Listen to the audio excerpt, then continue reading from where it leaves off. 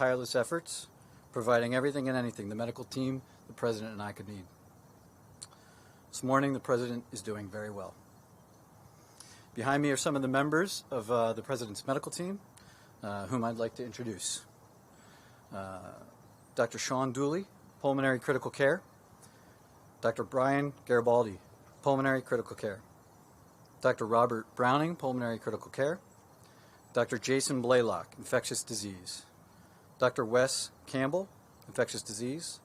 Dr. John Hodgson, Anesthesia. Major Kurt Klein, Army Nurse. Commander Megan Nasworthy, Navy Nurse. Lieutenant Juliana Levopa, Navy Nurse. Lieutenant Commander John Shea, Clinical Pharmacist. And not present with us are Lieutenant Beth Carter, Lieutenant Maureen Meehan, both Navy nurses, and Dr. Jesse Schoenau, Director of our Executive Medicine Program. As reported yesterday, in consultation with this group, I recommended we bring the President up to Walter Reed as a precautionary measure to provide state-of-the-art monitoring and any care that he may need. Just 72 hours into the diagnosis now, the first week of COVID, and in particular days 7 to 10, are the most critical in determining the likely course of this illness. At this time, the team and I are extremely happy with the progress the President has made. Thursday, he had a mild cough and some nasal congestion and fatigue, all of which are now resolving and improving. At this time, I'd like to bring up Dr. Dooley to discuss some of the specifics of the President's care. Thank you, and good afternoon. I'm Dr. Sean Dooley, as Dr. Conley mentioned. I'll start off by mentioning how incredibly proud I am of our medical team assembled behind me, and the honor it's been to care for the President over these last 24 hours here at Walter Reed. He's receiving outstanding multidisciplinary care, the state of the science for coronavirus infection.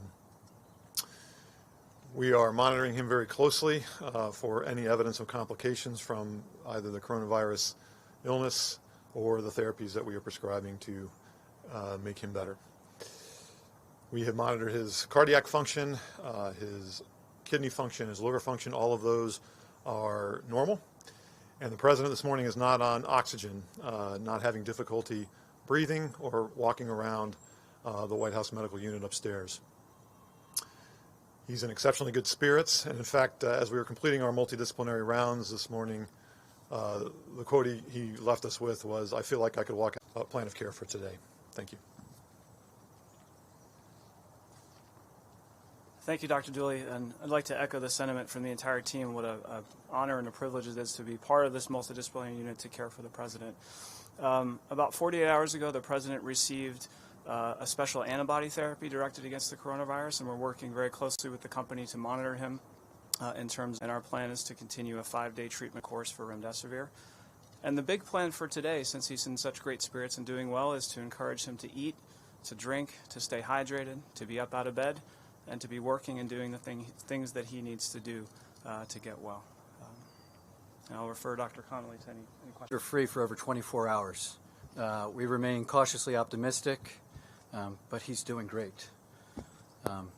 With that, one other note. It should be clear that he's got plenty of work to get done from the Chief of Staff. Oxygen saturation level, please? Yeah, so the last saturation that we had up walking around, he was about 96%. He has not received any supplemental oxygen? He's not on oxygen right now, that's right. He has not received any at all? He's not needed any this morning today at all. That's right. Do you have an estimated date when he might be discharged? Well, I don't want to put a hard date on that. He's doing so well, but with a known course of the illness, days 7 to 10, we get really concerned about the inflammatory phase 2.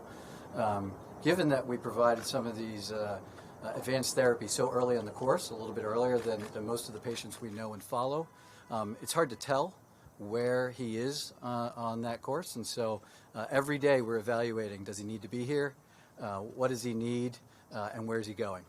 What do you see as the probability that he will need supplemental